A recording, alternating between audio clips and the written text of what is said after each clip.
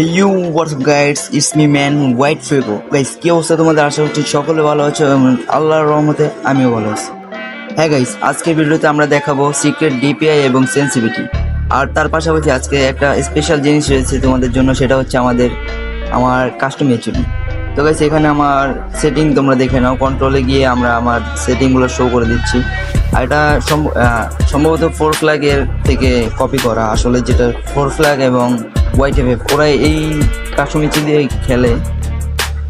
আমি four ফ্ল্যাগেরটা use করতেছি, কারণ ফোর ফ্ল্যাগের এই কাস্টম এইচডি এটা 3 ফিঙ্গার অনেকটা বেস্ট, আমার কাছে মনে হইলো অনেকটা বেস্ট।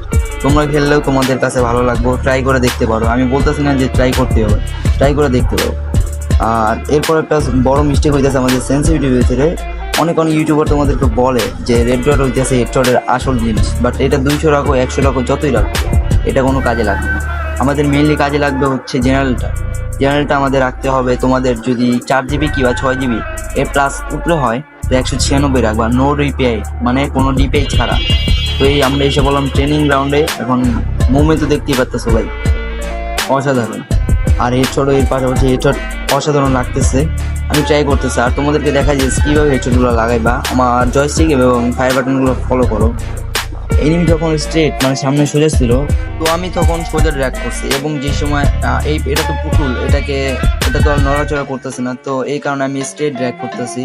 তো গাইস, এটা আমি একটা কাস্টম খেলে তোমাকে দেখাই কেমন হয়।